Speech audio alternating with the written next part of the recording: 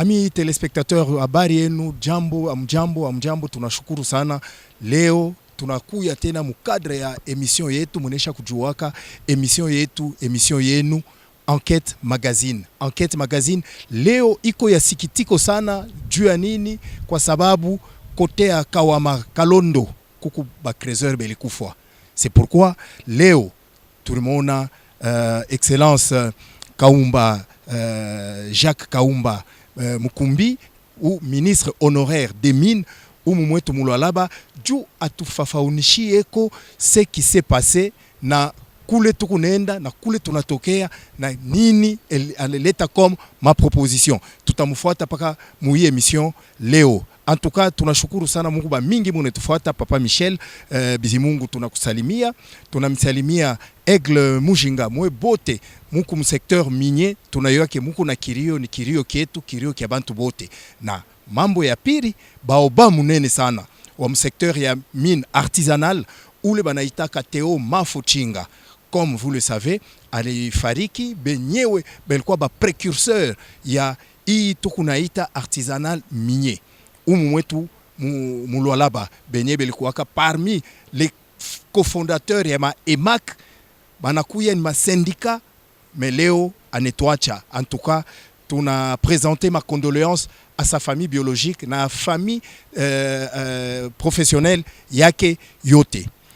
Kintu ya kwanza ni iyi. Merci pour la question.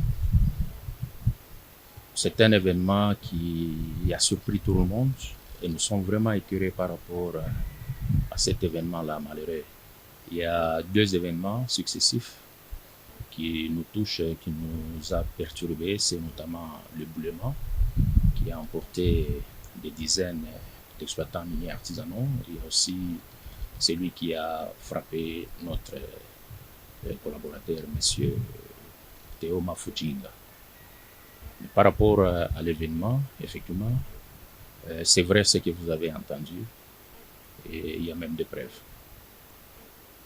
Et nous pouvons déclarer que ce qui est officiel, on nous parle de 49 personnes mortes et les recherches continuent, c'est-à-dire c'est le bilan provisoire.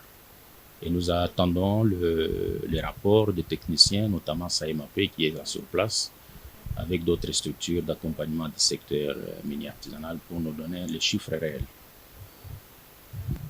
Oui, nous avons géré le ministère de Mines provincial. Avant cela, nous avons été opérateurs miniers dans ce secteur-là et nous avons participé à plusieurs réformes. Et aujourd'hui, nous avons, passant par plusieurs institutions, on a acquis une expérience. Aujourd'hui, on peut dire il y a plusieurs causes et les responsabilités sont partagées. Par rapport à ce qui s'est passé, qui continue vraiment à nous couler de larmes, c'est qu'il y a faiblesse des structures d'encadrement. Il y a la négligence, il y a le manque de confiance interinstitutionnelle. C'est-à-dire quoi? Vous allez vous rendre compte que jusque-là, le secteur minier artisanal éprouve beaucoup de difficultés sur le plan formalisation. Il y a des structures qui évoluent sur des concessions sans droit ni titre. Par ce fait-là, il y a réserve à ce qui concerne les mesures d'encadrement. Il n'y a pas de garantie pour des structures légales pour accompagner les acteurs du secteur minier artisanal par manque de zones d'exploitation artisanale. Nous avons tant parlé de ça, mais on ne sait pas si c'est par complaisance ou c'est par mauvaise foi des décideurs que les gens se retrouvent dans l'éternel envahissement. Et nous sommes étonnés quand on nous parle peut-être, on nous parle d'incursion, on parle des envahisseurs, on parle, je ne sais de quoi. Quelqu'un qui est né, il grandit, il travaille, mais il est toujours chez autrui. même en s'organisant en société coopérative selon les prescrits donc selon la législation minière congolaise, mais ils se retrouvent toujours chez autrui. Alors on se pose la question, l'autrui là c'est qui? Oubliant que l'exploitation minière artisanale c'est une activité qui émane des communautés locales. Mais comment est-ce que la communauté peut s'organiser et travailler chez autrui? C'est inconcevable. C'est ce qui fait que quand les gens s'organisent, je ne sais pas, bon, on peut parler aujourd'hui des Moulondo qui créent des problèmes. Ils sont en centaines, en milliers de personnes, mais ils travaillent illégalement. Comment est-ce qu'ils peuvent travailler illégalement avec des nombres de gens très élevés comme ça? Et quand vous travaillez chez autrui, vous allez vous rendre compte que même mentalement, vous n'êtes pas structuré, vous n'êtes pas posé pour vous organiser selon plusieurs mesures, notamment la sécurité du travail. Parce que vous travaillez chez autrui, vous êtes traumatisé, vous ne savez pas quand est-ce qu'on peut délocaliser de là et tout ça. Vous voyez, le secteur minier, c'est un domaine qui demande des moyens. Et les services techniques d'encadrement, le SAEMAP, n'a pas assez de moyens. Et même si il peut y avoir des moyens, mais quand vous allez évoluer sur une concession, un espace qui n'est pas zone d'exploitation artisanale, c'est-à-dire au début, vous fauchez. Et même les structures ou les partenaires qui vous accompagnent, ils n'ont pas de garantie. Et ça, c'est un grand problème. Aujourd'hui, si on n'arrive pas à prendre des décisions équilibrées, on va partir de mal en pire, comme c'est le cas. On a commencé avec une activité de révolution. Hein. Nous disons, ça c'est mon point de vue, l'exploitation artisanale, c'est le fruit d'une révolution. Si on peut rentrer dans l'historique avec ce qu'on a connu, départ volontaire, congés techniques et tout ça, vous vous retrouvez dans une province quasiment minière, vous dites capitale mondiale de cobalt, mais vous déversez les gens dans le chômage sous le vocable de départ volontaire et tout ça. Et depuis l'événement du code minier jusqu'à ce jour, on n'a pas de zone d'exploitation artisanale. Alors quand les gens doivent travailler là-bas, ils se retrouvent, je ne sais pas, Dans des zones qui ne sont pas les leurs. Qui ne sont pas les leurs. Donc ils travaillent de manière inappropriée. Ça crée une frustration, ça crée un désintéressement ou soit une fuite de confiance entre les institutions publiques et les privés. Vous vous retrouvez avec le nombre de gens qui ce sont des Congolais, organisés en société coopérative. Mais ils travaillent dans un endroit où il y a des militaires. Les militaires ne sont pas éligibles. Non, il y a des concessions. Les concessionnaires disent non, vous êtes chez moi. Et eux disent non, non, vous nous avez trouvé ici. Et tout ça, bon. Alors nous, en son temps-là, quand on était au ministère, on avait monté une politique qui devait restaurer la confiance entre les acteurs du secteur, notamment les sociétés coopératives et les entreprises minières concessionnaires.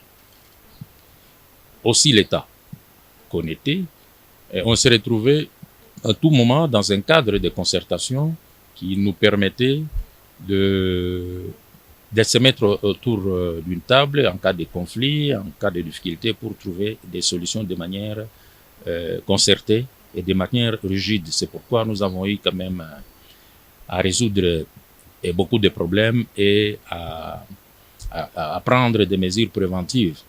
Pendant cette période de pluie, avant cela, qu'est-ce qu'on doit faire et tout ça avec le ministère de Mines, avec les services techniques du ministère de Mines, notamment le SAEMAP et tout ça. Il y a des sensibilisations, il y a les structures de coopératives, parce qu'il ne faut pas oublier que la coopérative a des obligations vis-à-vis de leurs membres, notamment l'assainissement du secteur, le lieu de travail. C'est par moment, vous trouvez sur certains sites la présence de quelques engins pour faire la découverture, sortir des stériles et laisser aux réserves de faire une exploitation à ciel ouvert. Pas d'exploitation en galerie qui est déjà prohibée. C'est-à-dire avec des cas comme ça, c'est déjà un signal fort. Et nous regrettons la perte en vue de dizaines de Congolais qui sont juste à la quête du pain quotidien. Ainsi, les gens, en allant chercher à manger pour leurs enfants, mais on doit toujours à tout moment regretter des circonstances de leur vie comme ça. Ça reste vraiment à déplorer à tout moment. Voilà, munatokea kumfuata Excellence Kaumba Jacques vile anetonesha ce qui s'était passé réellement, na sasa tunamuonesha hivi, utoneshe kuma piste kani de solution unezi kuproposer pour que pareille situation ishifanyike tena umu mulwalaba, surtout muma zone mule muku mazea na muku bakreuzeur. En termes de propositions, c'est que nous disons à l'État, c'est impossible, c'est inconcevable de déplacer des communautés. C'est-à-dire, les communautés congolaises ou les communautés locales ne sont pas organisées seulement autour de l'agriculture. Non, la communauté s'organise de plusieurs façons. Il y a des pêcheurs, il y a des agriculteurs, il y a des éleveurs, il y a même les exploitants miniers artisans. C'est ce que dit, c'est ça même l'esprit du code minier, c'est ça l'esprit de l'OHADA. C'est-à-dire l'exploitation minière artisanale, c'est une activité réservée aux personnes physiques de nationalité congolaise. Mais c'est inconcevable de se retrouver sous le filon de cuivre et de cobalt, mais vous voulez que cette communauté-là s'organise en communauté de pêcheurs. Si vous n'avez pas de l'eau, vous allez vous organiser en pêcheur comment? Si vous avez que le filon, ou passez-moi l'expression, vous avez le pétrole chez vous, comment est-ce que vous allez vous organiser en société coopérative de miniers? Vous n'avez que le pétrole. Bon, c'est-à-dire, l'État doit sortir de cette illusion. C'est l'État qui est à la base de tout ce qui se passe. Mais comment est-ce que vous trouvez des communautés, mais ces communautés-là s'organisent et travaillent chez autrui? Vous cédez tous les carrés miniers au secteur industriel. Or, le secteur industriel ne donne pas la solution aux problèmes des communautés.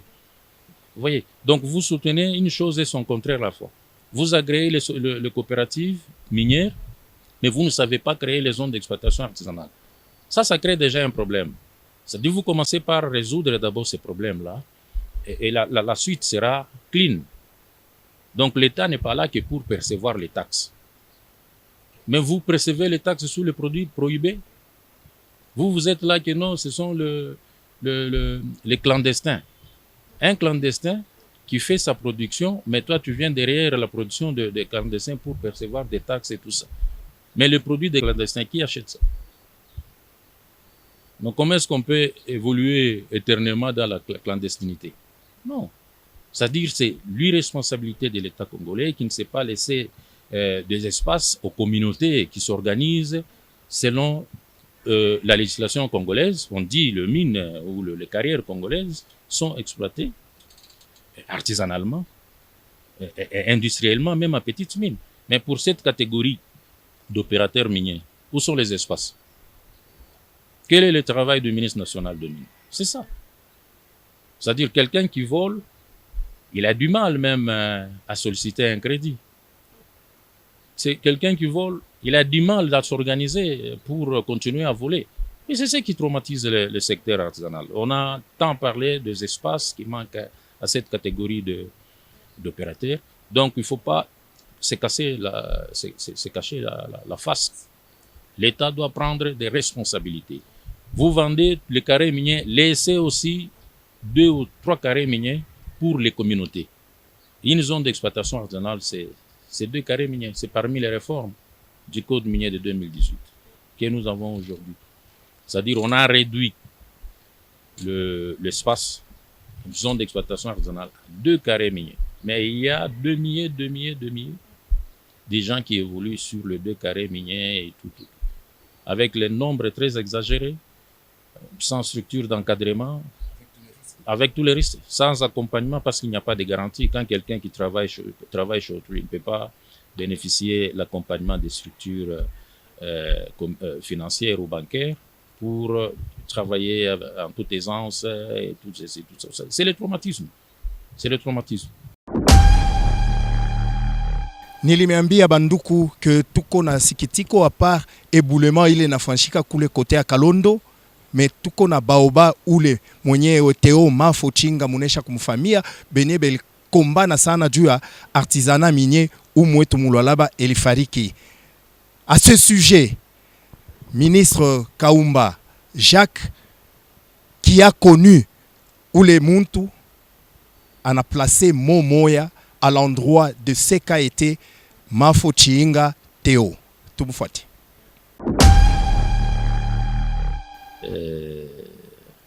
C'est quelqu'un qui était toujours aux côtés des opprimés. Il fait partie des révolutionnaires, c'est-à-dire les gens qui ont créé l'exploitation minière artisanale comme une révolution. Alors il a passé, on dirait, toute sa vie à militer pour le bien-être de cette catégorie-là de personnes. Nous regrettons, mais la mort est naturelle. Il nous a précédés. Il a laissé vraiment un vide. Heureusement pour nous qui avons compris sa philosophie, c'est-à-dire Mafo est parti, Mafo est resté. Comme philosophie, nous regrettons son départ. Par cette occasion, je profite déjà à souhaiter mes condoléances à la famille de Mafo, même bien sûr, excusez-moi, pour